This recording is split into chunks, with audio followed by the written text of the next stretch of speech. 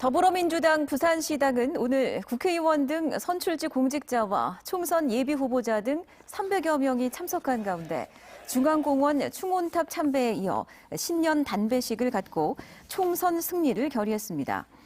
정의당 부산시당도 신년 단배식을 갖고 지난해 선거법 개정을 이루어낸 만큼 총선을 통해 정치개혁과 국회개혁을 이루어내겠다고 다짐했습니다. 지난해 11월 해운대 일대 초고층 건물에서 두 차례 낙하산 활강을 즐긴 러시아인들 기억하시죠? 자, 그런데 이들이 해운대 LCT에서도 뛰어내린 사실이 영상으로 확인됐습니다.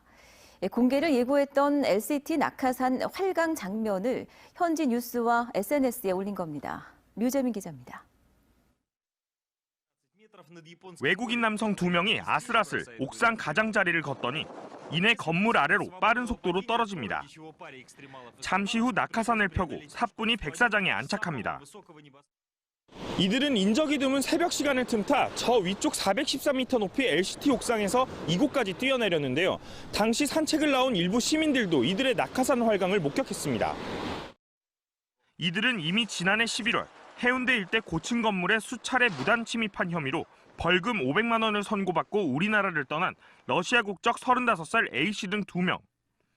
출국한 지 한 달여 만에 현지 뉴스 영상을 통해 LCT에서도 뛰어내렸다는 사실을 공개한 겁니다.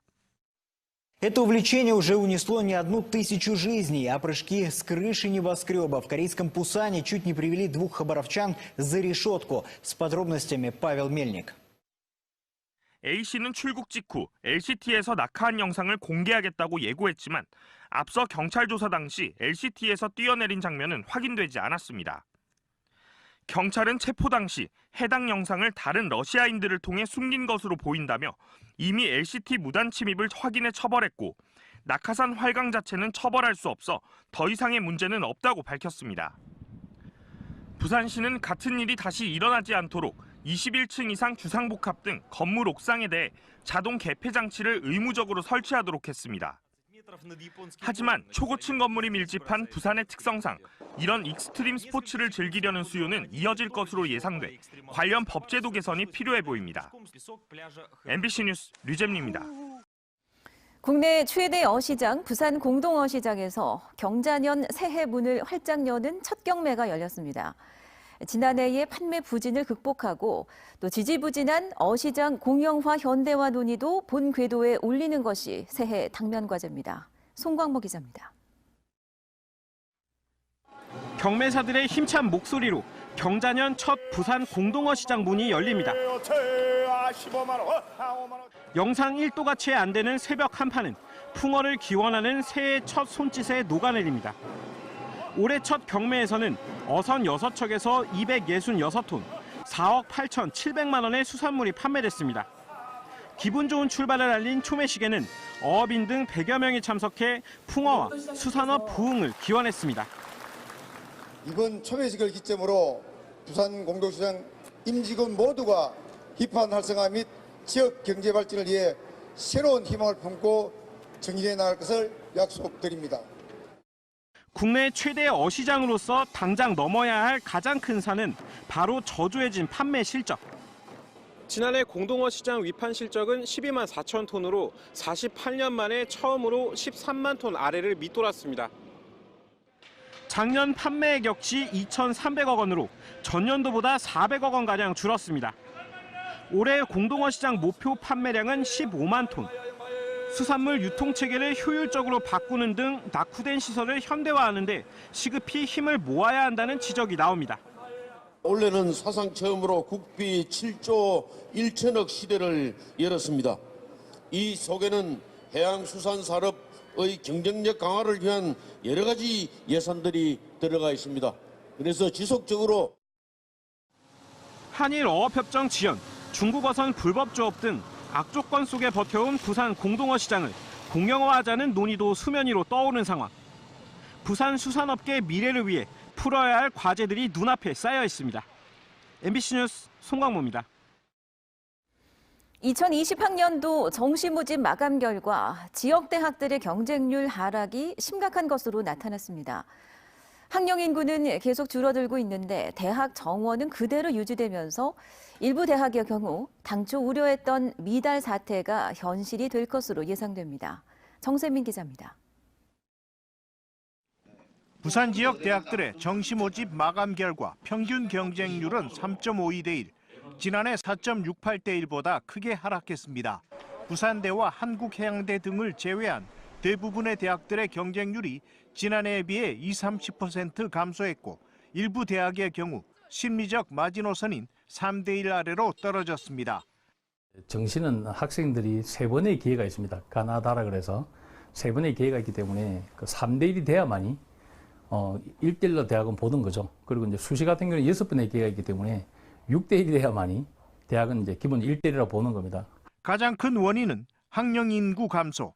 2020학년도 대입 수능 시험에 응시한 부산 지역 응시자는 모두 3만 901명으로 1년 전에 비해 3,072명이 줄었습니다.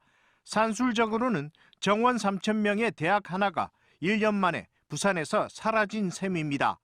더욱 심각한 것은 앞으로 4년 안에 학령 인구는 무려 12,000명이 넘게 감소하면서 대학 4개가 문을 닫아야 하는 상황입니다. 사정이 이런데도 지역 대학들은 그동안 아무런 대비를 하지 않았습니다. 원래 이 사태는 이제 시작에 불과하고요. 내년, 후내년 지나면서 10만 명의 미달 사태가 나타나면 지역에 있는 대학들은 정말 이제 존폐까지도 얘기될 수 있는 상황으로 빠질 겁니다. 정시 모집 경쟁률 하락 현상은 또 입학하는 학생들의 학력 저하를 동반하면서 정원을 채운 대학들은 대학의 수준, 등급 하락을 우려하고 있습니다. 학령 인구 감소에 따른 지역 대학들의 정원 미달 사태는 이미 오래전부터 예고된 일입니다. 예고된 상황에도 아무런 대처 없이 그저 시간만 보내온 지역 대학들은 이제 정원 미달 사태라는 사상 초유의 위기 상황을 피할 수 없을 것으로 보입니다. MBC 뉴스 정세민입니다. 르노 삼성차가 새해 첫 근무일인 오늘 정상 조업에 들어갔습니다. 르노차 노조는 지난 20일 야근조부터 시작된 파업을 당분간 접고 오늘과 내일은 정상 근무를 하기로 결정했습니다. 르노차 노사는 이 기간 동안 회사 측과 교섭 재개 일정을 잡기 위한 실무 교섭을 진행할 계획입니다. 하지만 실무 협상에서 진전이 없을 경우 노조의 파업 재개 등 갈등의 씨앗은 여전히 남아있는 실정입니다. 부산의 한 소방서 소속 소방관들이 퇴근 도중 교통사고를 목격해 재빨리 사고를 수습한 사실이 뒤늦게 알려졌습니다. 지난달 31일 저녁 6시쯤 해운대구 좌동의 한 아파트 앞 도로에서 달리던 차량에 보행자가 부딪히는 교통사고가 나 해운대 소방서 소속 조현민 정영호 소방관이 이를 목격하고 곧바로 사고 현장을 통제한 뒤 부상자를 안전한 곳으로 옮겨 응급처치했습니다. 부상자는 출동한 구급대에 인계돼 병원 치료를 받고 있으며 다행히 생명에는 지장이 없는 것으로 전해졌습니다. 부산 상공회의 소외 2020년 신년 인사회가 오늘 오후 부산 롯데호텔에서 열렸습니다. 오늘 신년 인사회에는 오거돈 부산시장과 박인영 시의회 의장, 허용도 부산상위 회장을 비롯해 지역의 기관장과 시민단체 대표 등 600여 명이 참석해 새해 부산경제 재도약을 다짐했습니다. 부산상위 허용도 회장은 신년사를 통해 2020년 새해는 부산이 새로운 성장의 발판을 마련할 수 있도록 지역 경제계가 최선을 다하겠다는 각오를 밝혔습니다. 14년째 해마다 동전을 기부해온 익명의 기부자가 올해도 어김없이 수십만 원의 동전을 기부했습니다. 해운대구에 따르면 지난달 27일 해운대구 반송이동 행정복지센터 입구에 익명의 기부자가 모두 72만 6,920원의 동전을 종류별로 봉투에 나누어 담은 종이 상자를 센터 직원이 발견했습니다. 해운대구는 이 기부자가 지난해에는 구겨지고 녹슬고 때 묻은 돈일지라도 좋은 곳에 쓸 수 있다는 의미라고 적힌 메모와 함께 86만 원 상당을 기부했으며 이번에 기부된 동전은 사회복지공동모금회에 맡길 예정이라고 밝혔습니다.